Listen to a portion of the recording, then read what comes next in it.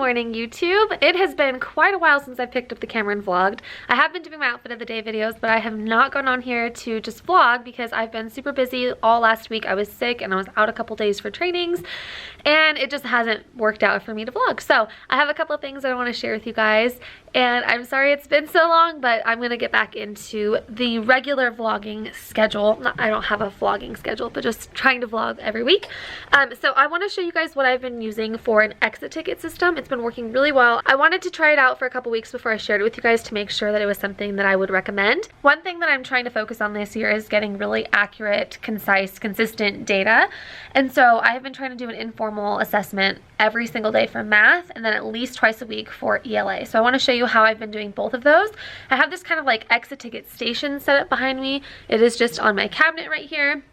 And so I'll share with you guys where I got everything, but this makes it really easy so that I have it back here by my desk. I always know who's turned it in, who hasn't. Let me turn it around and I'll explain it to you. So as you can see, this is in my little desk area. This is just on my cabinet, and right over here is where my little small group table is. I had a sub on Friday because I was out at a training, so gotta address all that on the table in a minute. But every day we have an exit ticket for math. We use Engage New York, so they're already pre-created. So I just made this little exit ticket sticker. As you can see, it's just vinyl, put on my cabinet with my Cricut. And then the pink charts are just from the Dollar Tree, actually. This top one didn't have like a separator in the middle, so I just stapled it up in the middle so that this would stay, and that's been working perfectly. And then I just made a slot for each of them using my Cameo where their number is. So they each have a classroom number, and that is where they'll put their exit ticket. Now for the actual exit tickets, I just have a box of index cards over here. These are again from the Dollar Tree. They come in a pack of 200 for $1, I think. I don't know if that's a good deal, but that's what I've been buying. And they know that when it's time for us to do the exit ticket, they can just come grab an index card. They fill it out on the blank side, so they know that they need to put their name, number, and date up in the top right-hand corner. And then when they're done, they will just come over, find their number, and then just put it in the slot where their number is. Now, the only thing is that, as you can see, it's a little bit taller than the actual slot itself. And I'm not about to sit there and cut all the index cards so that it is like right here so you can still see the number. So they can figure it out. They have done a fine job of figuring out where their number is, and it hasn't been a problem at all. So I just have these hanging up with these little command hooks, and it's been working really, really good. So how I use this is, like I told you, they do one every day. They come put it up.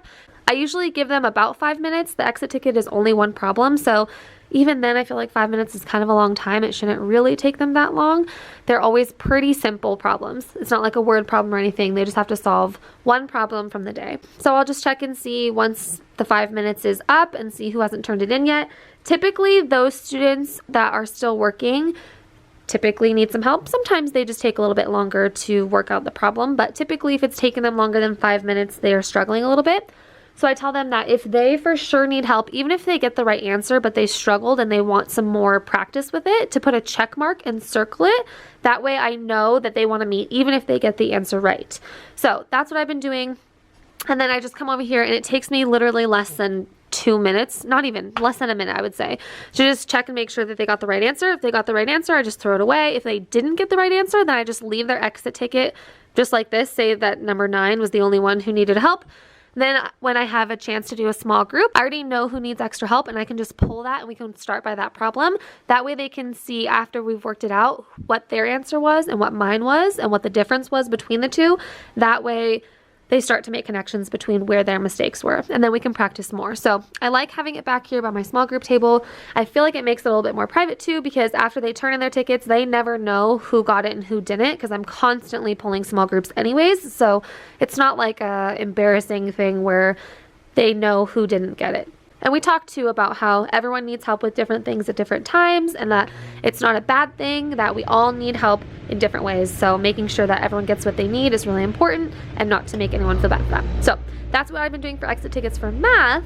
And then for ELA, I'm going to walk you over here. Don't mind the little straw bridges. We were working on Rock Your School Day on a STEM challenge for building a stage for Marshmallow. That was the band that they picked that they wanted to build a stage for. And these were the winning ones, but they are knocked down now. So last week, the one thing that we were really working on was main idea and key details. And so this was an exit ticket that I just quickly threw up on the boards that they could explain to me their understanding. So I just wrote main idea and then key details. And they had to put one sticky note for each of those 4 things based on a story that we read together on that day. So I need to take this down actually, because this has been up for a couple days, but I wanted to share it with you guys before I took it down. And then I can just easily come over here and just check their sticky notes. I like that they're on different colors too, so I can see easily which sticky notes go together. And then the students who didn't get the right answer, I can again pull back in a small group and work on main idea and key details. So that is my little exit ticket stuff that I've been working on. I know last week I mentioned in one of my outfit of the day videos that I was going to be doing Rock Your School, which if you haven't heard of it, it is basically a day to make engagement really high for students and make them excited about learning, whatever that means. It could be a room transformation, it could be using games or songs or something to make kids excited about learning. So my whole school participated and we did a rotation in 3rd grade. We have 6 teachers in 3rd grade, well 6.5 because we have a combo class. So the combo class went with 4th grade and they did a rotation of their own. So we had 6 teachers, so there were 3 different stations that we were working on. One of them was a STEM challenge, one of them was a math game, and one of them was something with ELA, I can't remember now. So 3 of the teachers were partnered up and then the other 3 teachers were partnered up, and our students rotated for an hour and a half through 3 30-minute sessions for that. So I was going to share about this, but honestly, I was so busy that day. I was writing some plans for Friday for a training that I was at. I was sick. I was prepping for Rock Your School, and so that was more important to me than getting on here and filming. So I'm sorry that I wasn't able to share that with you guys, but I promise next time I do something like that, I will definitely share it. I'm planning on doing a mild room transformation in November, possibly October, but we'll see. But one thing I wanted to mention is that I saw a ton of really cool room transformations on Rock Your School Day, and there were so many comments that were like, how do you have the time for this? How do you have the money? I can't make my lessons engaging like that. I can't do this. I don't have time. I have kids. Things like that. And I really want to come on here and say that I am one of those people who has done a really elaborate room transformation before, and it is exhausting and time consuming, but it's really fun and rewarding for the kids. And if you're able to do it, awesome. If not, that's not the only way to make engaging lessons for your class. Any little thing that you do that's different, that can be exciting and kind of transport their learning into a different world or a different place or a different time or whatever, is going to be exciting. You're already doing things that are engaging and exciting for your kids. And please don't let these elaborate room transformations that you see on Instagram or YouTube or whatever make you feel less than or make you feel like you're not doing awesome stuff for your kids. And please also don't make you feel like you have to put those teachers down or make them feel like they're doing something wrong or that, you know, it's not a good thing, because it is a good thing. And whatever engagement looks like for you is awesome, and you don't need to compare yourself to anyone. You don't have to do something super crazy elaborate for your kids to learn or for your kids to have a good time, but you also can do those crazy elaborate things that make an awesome learning experience for your kids, and no one should put you down for it. So that's my 2 cents about that. Moving on. As I mentioned before, I had a sub on Friday, so I wanted to share with you guys what they did for art, because it was really, really cute and it turned out really good from what I can see on the top of my pile. It looks like some of them didn't finish, but we made name art. So I'm going to turn you around and actually show you what this looks like. Okay, so this is the one on top.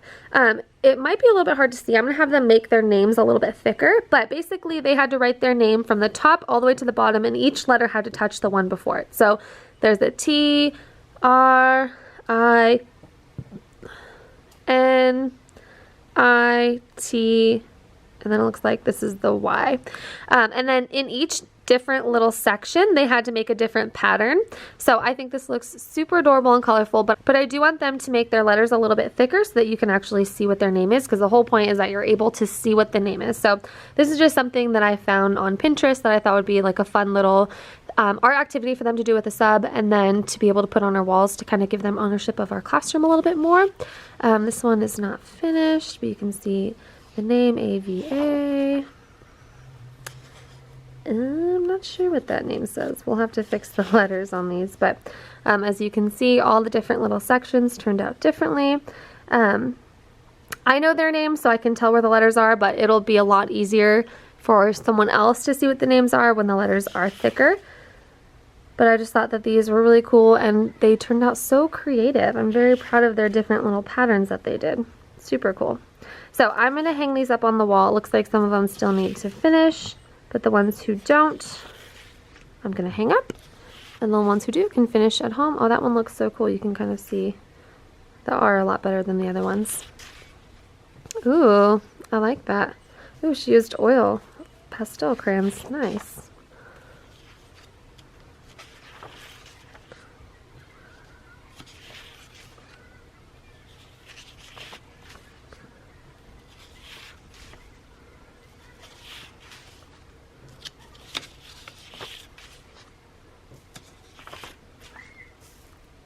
Okay, I'm going through my sub plans, reading the notes that they left for me, and I wanted to share this little note that my sub wrote for the morning time because I could cry. I'm so happy right now. I can't turn you around and show you the actual note because there's notes about students on here, so I don't want to share their private information, but the sub said, they were lined up perfectly straight and quiet when I went out at 7:15. I'm not sure why they went out at 7:15. Our bell doesn't ring till 7:30, but anyways, they came in quietly and everyone went about their business like they were responsible adults. I am amazed. No shouting, no fussing at each other, no accusing each other, no taking things that belong to others. They were wonderful. That is so awesome. I am going to reward them. That is amazing. Let me keep reading and see if there are other awesome notes. They were a wonderful group all day long. Probably the best day I've had as a sub. Stop it! Oh my gosh, I promise I'm not making that up. I can turn you around on this part and show you.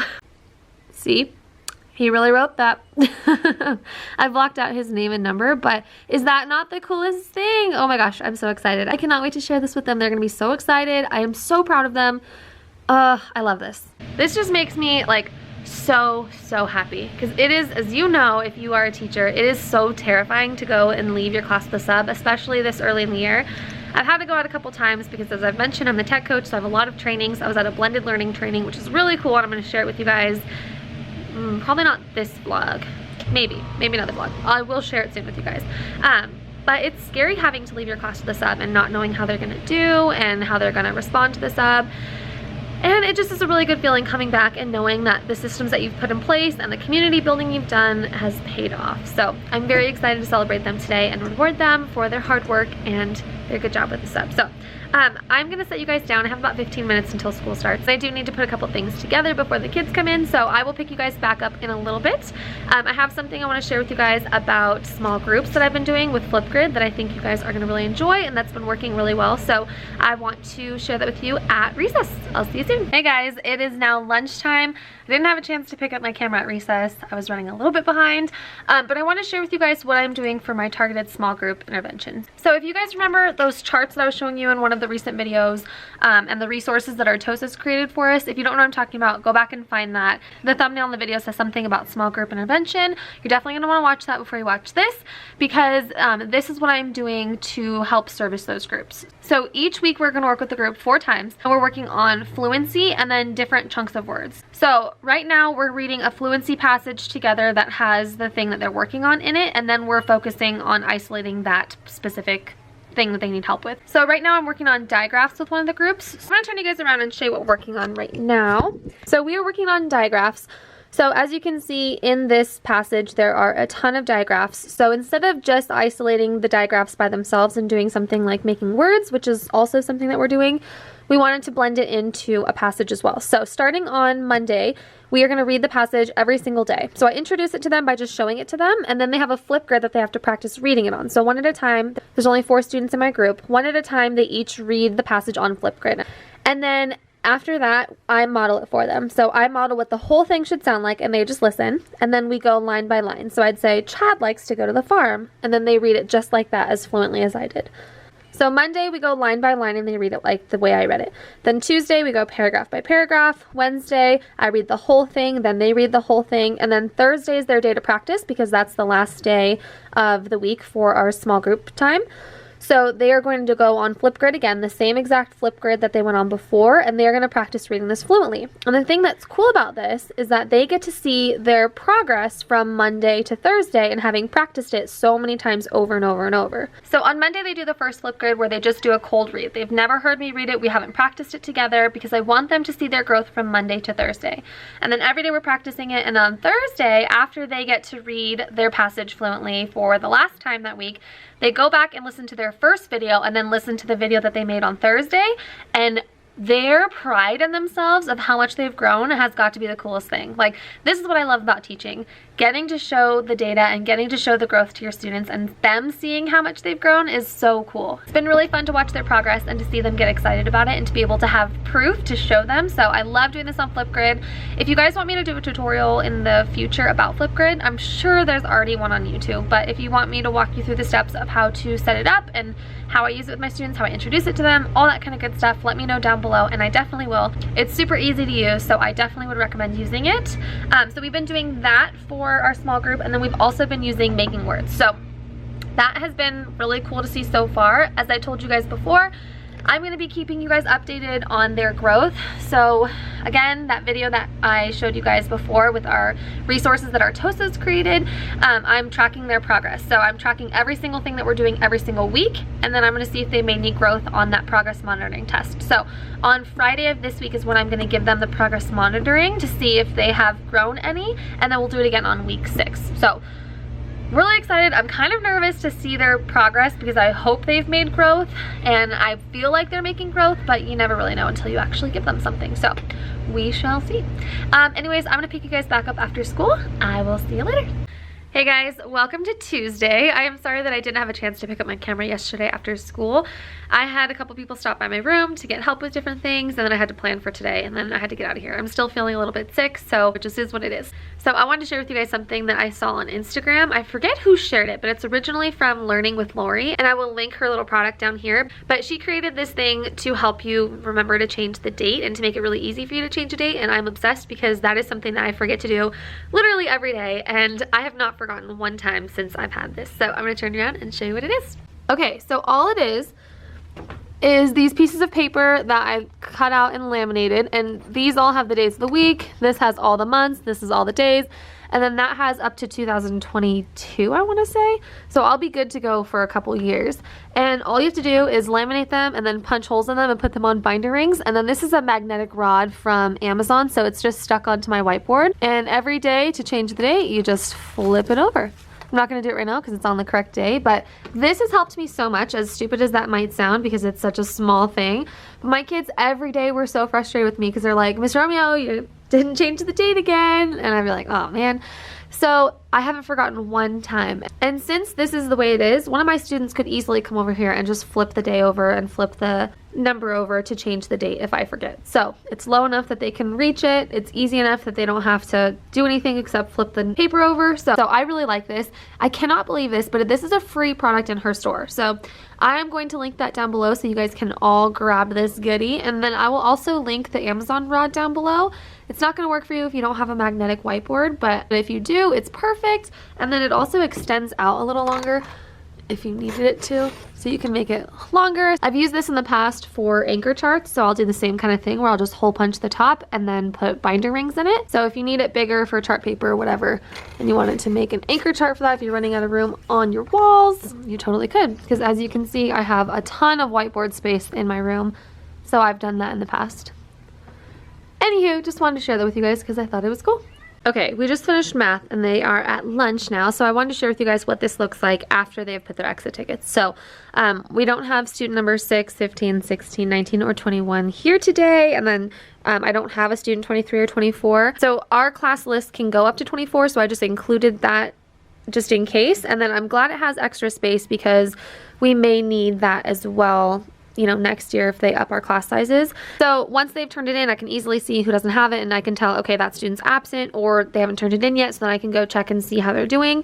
And like I mentioned earlier, I give them about 5 minutes. If they need longer than that, that's fine. But if I go over and check on them and then they're just kind of sitting there, obviously they don't have it. So it's no use having them sit there and get frustrated and still not get it because they need help. So I'll just say, okay, let's just go ahead and turn it in. They can turn in their exit ticket, and then I know that they need to be pulled back for a small group. So that system has been working really well for me. As I mentioned, I wanted to make sure that it worked before I shared it. So I've been doing this for a couple weeks now. I really like this. It works better than what I was doing before, which was the same thing on the index cards, but I would just have them put them in this turn-in bin over here.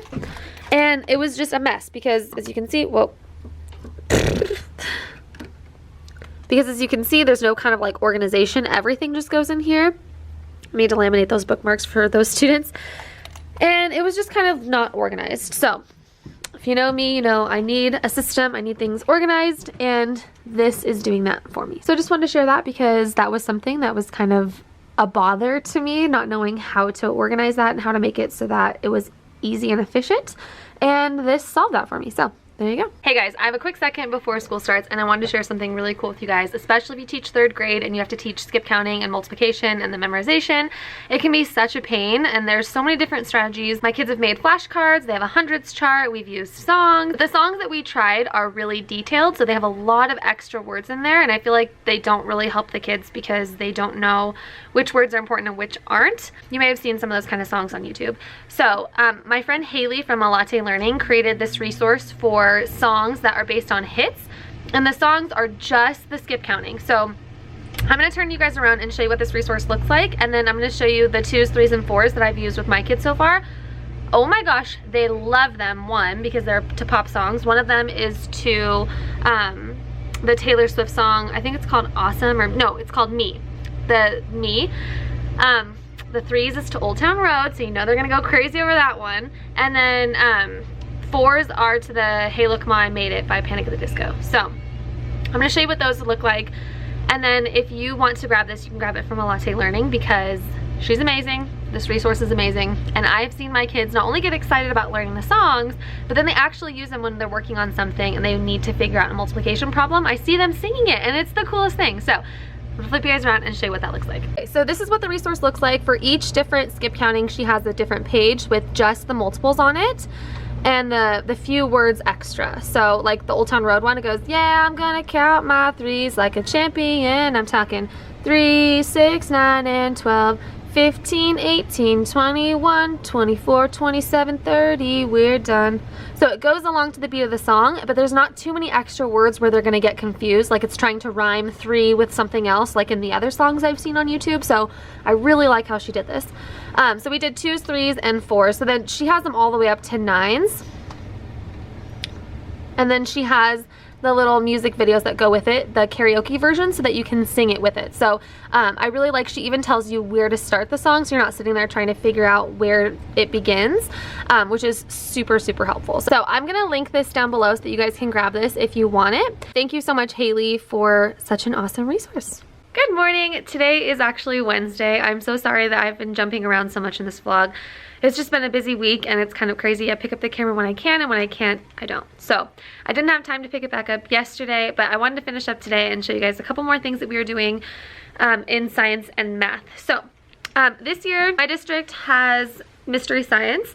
And one really cool thing that we got this year are the mystery science kits. So if you use mystery science, you know that they have everything planned out for you, but then if your district can purchase the kits for you, or if you purchase the kits, you get all the stuff that you need for lessons, so you don't have to go gather materials. So we actually got a grant this year. Someone in our district wrote a grant, and we got all the materials for every grade level. So it is absolutely amazing. I'm gonna turn you around and show you what that looks like, because we did the first one yesterday and it was so easy. It was so smooth. I just pulled out the stuff that I needed and it's already labeled and zipped up. I'm gonna stop talking and just show you. It's amazing. So this is what the mystery pack looks like.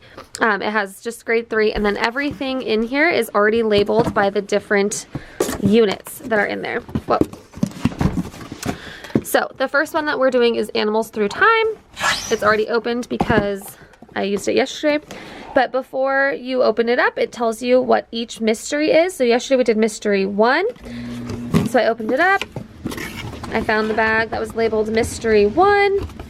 Which I don't think I put back in here, but it had like these sticker dots in it because we were doing a fossil activity, and so we had to use these stickers to keep the pages together, but that's pretty much all we needed for yesterday. But for example, if I were going to be doing mystery 8, I would just pull this bag, and the students need sticky notes, and so I would just pull that out and I already have it ready to go. Sticky notes, obviously not as big of a deal as maybe something like this one, where there's a ton of materials. For mystery 3, there's like twine, masking tape, post-it notes. So if I were to have to go find this stuff on my own, I would have to go buy twine, I would have to go buy masking tape, and it would just be a pain in the butt. So these are really awesome that I just have everything that I need ready to go, and I'm super thankful for the person in our district who wrote this grant and got all these awesome materials for us. I hope that we have these again to use next year. If you don't use Mystery Science, it is amazing. This is what the website looks like. So on the side, they have all the different units. So you just scroll through, find your grade level, and then click on the unit that you're on. As I said, right now we're on Animals Through Time. And so this is the first mystery. This is the one that we did yesterday about where can you find whales in a desert. So you click on that, and then you click View Activity Supplies, and it tells you everything that you need for it. So the students are going to need the stickers. That's what came in the mystery pack. And it tells you in your mystery pack is right here. If you don't have the mystery pack, you would click this and then it'll tell you what you need. So again, this is awesome because I already know that I have everything I need. So that's really cool. And then the kids needed a glue stick, and then it has all the different printouts that you need. So yesterday they needed one of these printouts. This one went on the top, and then this part went on the bottom. So they kind of made like a flat book. They cut on these lines, and then it flapped open to reveal what was under that layer. And then what they had to do was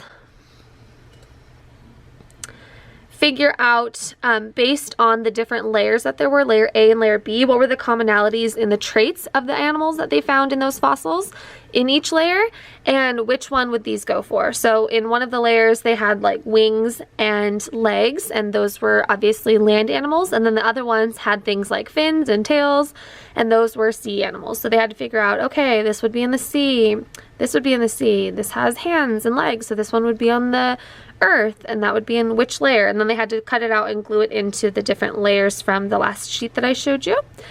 And then they had some questions to fill out as they were looking. So they looked and saw which fossil that was in the first layer, what were the traits, and where they think they lived, on land or in the water, and why. And then the same thing for the fossils in layer B.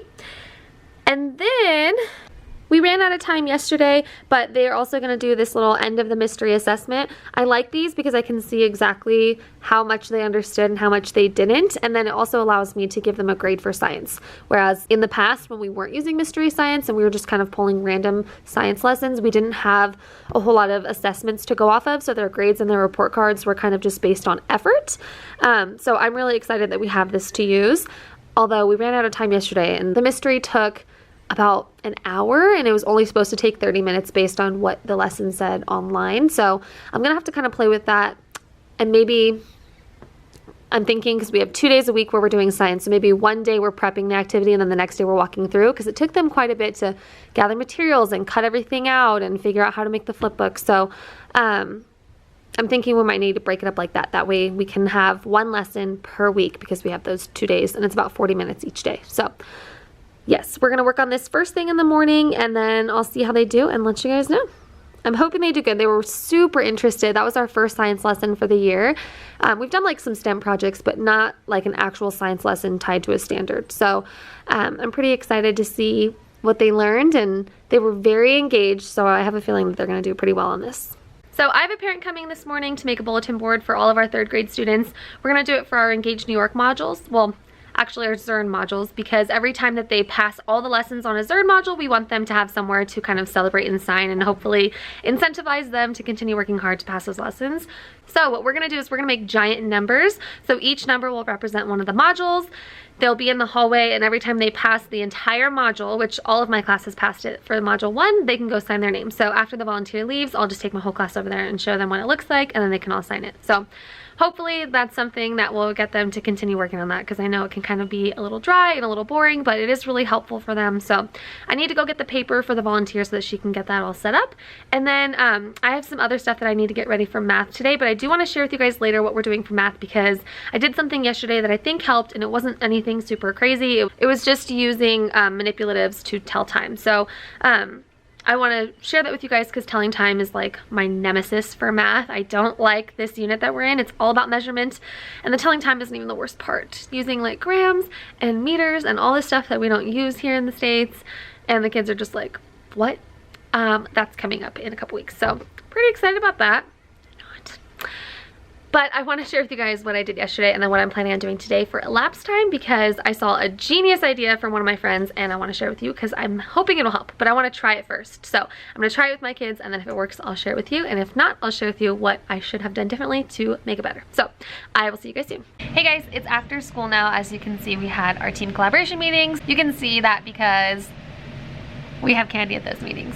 So my tongue is red. Anyways, I didn't get a chance to pick you guys back up before now, so I want to share with you guys how math went today. So I told you guys earlier that I was going to share with you guys what we did yesterday. So we are introducing time to the kids, and it moves pretty fast. We use Engage New York, and so we're on module 2. We did lesson 1 on Friday, but they did that with a sub, so I don't even know really how that went. The sub didn't do the exit ticket, so it seemed to go okay yesterday on Monday.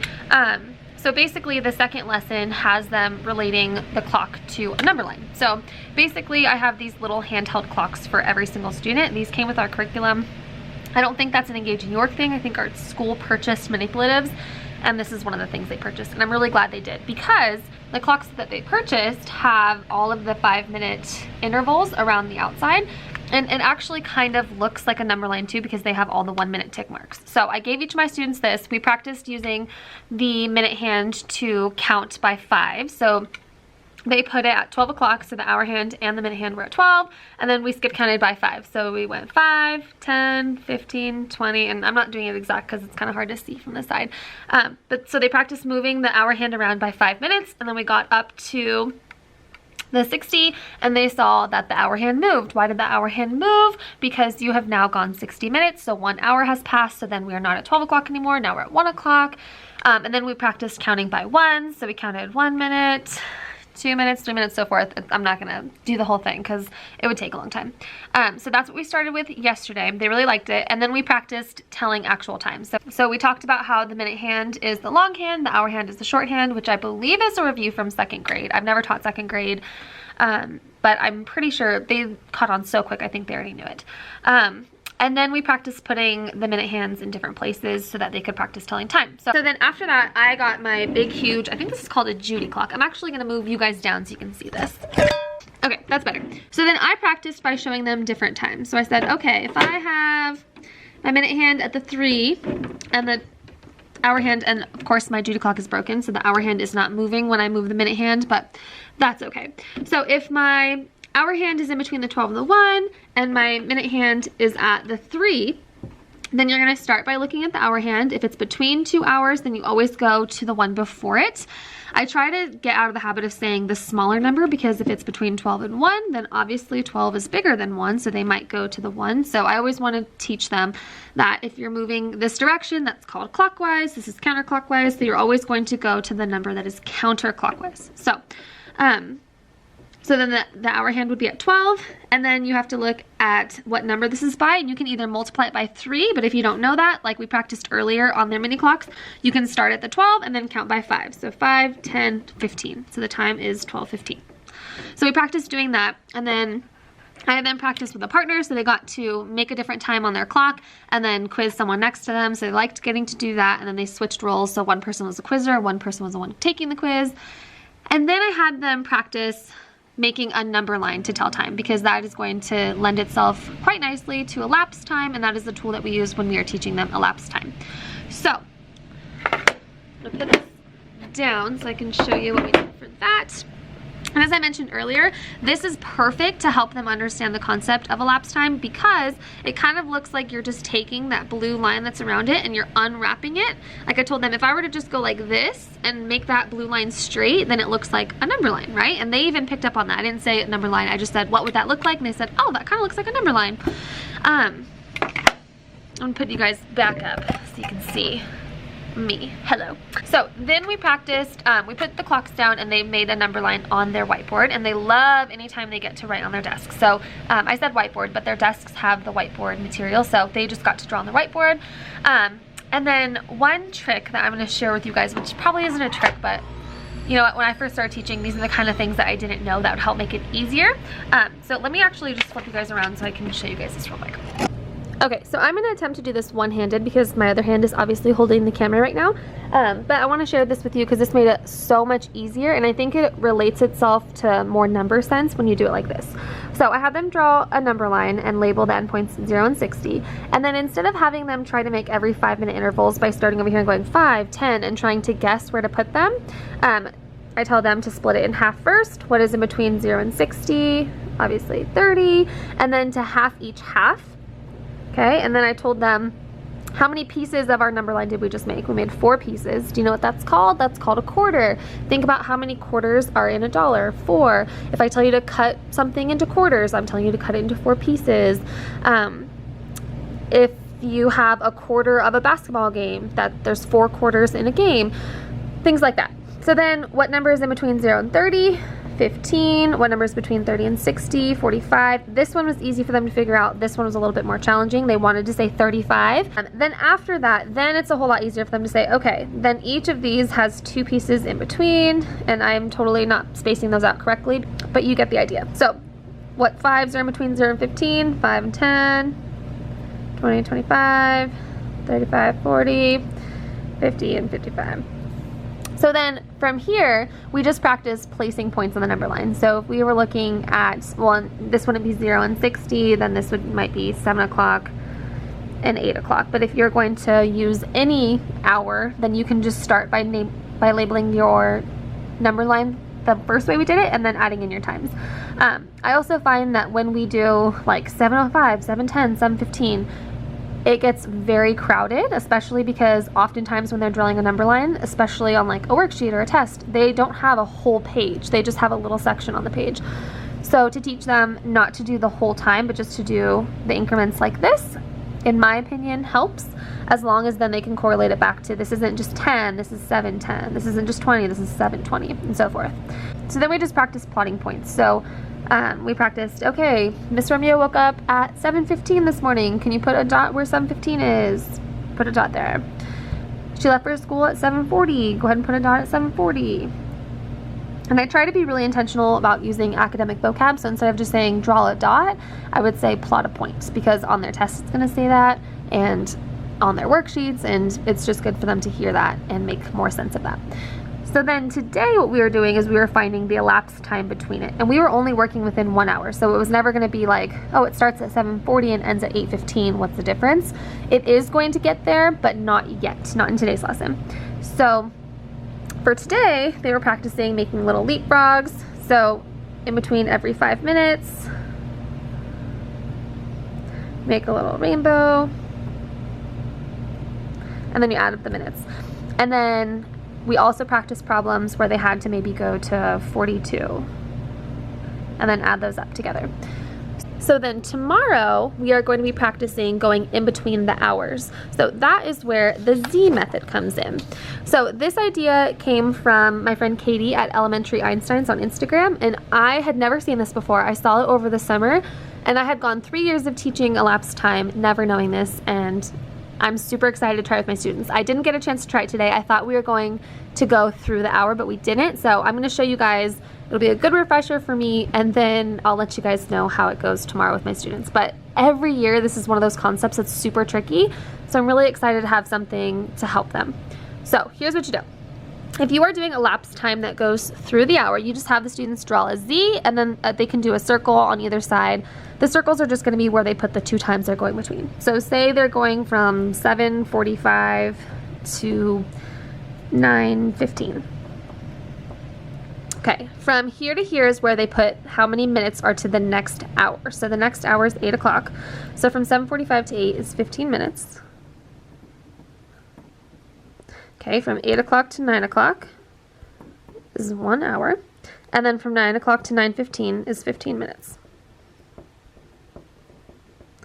Okay, so then you add it up. So how many minutes do you have total? You have 30 minutes. And you have 1 hour. Easy peasy. Now, it does get a little trickier if you have over 1 hour for the minutes. So I'm going to grab a new piece of paper and then show you guys what you would do for that. Alright, so I just quickly drew a new one. So again, you're going to go from 7 o'clock to 8 o'clock, because that's the next hour. So there's 50 minutes. Okay, and then from 8 o'clock to 9 o'clock is 1 hour. And then from 9 to 9:45 is 45 minutes. So then you have 1 hour. Excuse my elbow, trying to awkwardly hold this camera. So you have 1 hour and 95 minutes. So I've already talked with the students that 60 minutes is 1 hour. So then you could do a number bond where you pull out 60 and then 35. So then you have 2 hours and 35 minutes. So I am super excited to show this to my kids tomorrow. I think I'm going to start by showing it to my kids who are already grasping this concept. So I have an exit ticket from today. A couple of the students didn't get it. Some of them almost got it. And then there was only a handful of them that 100% got it down. So I think I'm just going to start by showing the kids who 100% got it down because I don't want to confuse the ones who don't have it and try a different method with them. I'm going to stick with the number line. However, I think the higher kids are going to be able to get this. So I'm going to try it with them. I'm really excited. I've never tried this with a group of students. Like I said, I saw this over the summer, so I cannot wait to see how it goes, and I hope it helps them. So thank you again, Katie, for this awesome idea. This is what I love about Instagram and just social media in general, is that there's so much to gain from it. There's so much to learn from each other without having to go to any PDs or conferences or anything. You can get PD on your phone every single day. So thanks, Katie, for the awesome idea. And I hope you guys enjoyed that. I hope this made sense too. If you have any questions, feel free to let me know down below. Okay, I also told you guys I was going to share with you how the end of the science assessment went for the Mystery Science Mystery 1 about where you can find whales in a desert. And so I'm super excited because I just finished grading their first assessment from their first mystery that we ever did, their first science lesson, and almost every single kid got 100%. There was only 2 kids that didn't get 1 question, and even that is awesome. So they were really excited about doing it. They were excited about taking the test too. It didn't feel like a test. They just got to talk about what they learned in the video yesterday, and it was really cool. So I'm really excited. I cannot brag about Mystery Science enough, and I'm just super thankful for my district for providing those materials because it just makes it so easy. I don't have to go search for lessons. I don't have to create an assessment. I don't have to find or buy materials. It's amazing. So I'm super thankful and just really happy with how that turned out. So I just wanted to share that. If you're using Mystery Science, or if your district is wanting to use Mystery Science, or if you are someone up top at a district and you're looking for a science curriculum to use, I would definitely check out Mystery Science. I have zero idea about the cost of it, so I don't know what to tell you on that part, but definitely loved by teachers and students. Okay, I wanted to share with you guys something that I'm doing right now because we are just wrapping up our first unit in Wonders, and we are finishing our friendly letters. And I went to go look for a rubric on the Wonders website, and this is the one that it comes up with, which is pretty cool because you can actually edit it. So you can choose to either keep or edit that on the rubric that you have, and then you can also add your own row, so you can add anything else that you wanted to, but it's pretty complicated. So it's not really easy for me to understand, and I know if it's not easy for me to understand, it's definitely not going to be easy for parents to understand, and absolutely not students.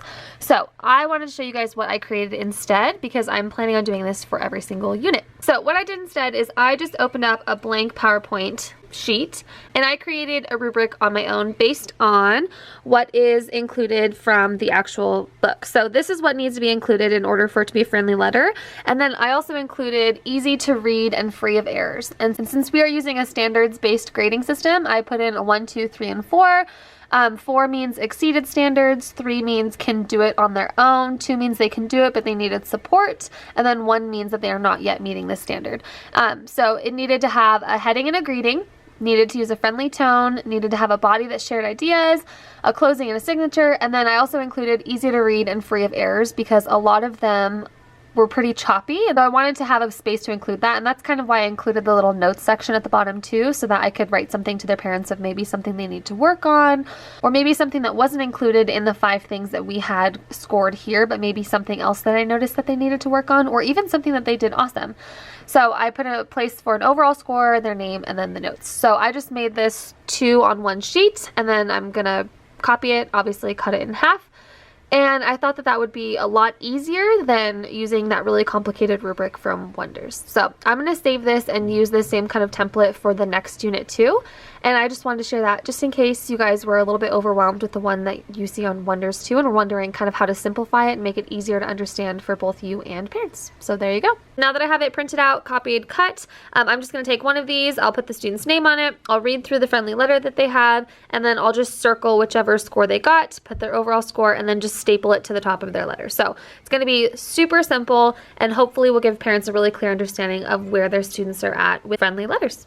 Alright guys, that is all I have for you guys today. I'm sorry again about the jumbledness of the vlog this week. I'm just getting back into vlogging this week, and it was kind of crazy, and I've been kind of sick still, and there was just a lot going on. So I need to put you guys down and get back to work because I have progress reports that I have to fill out and get done by next Friday, and I haven't even started. So I am going to be working on those, and then I will probably not be vlogging again this week, but probably next week.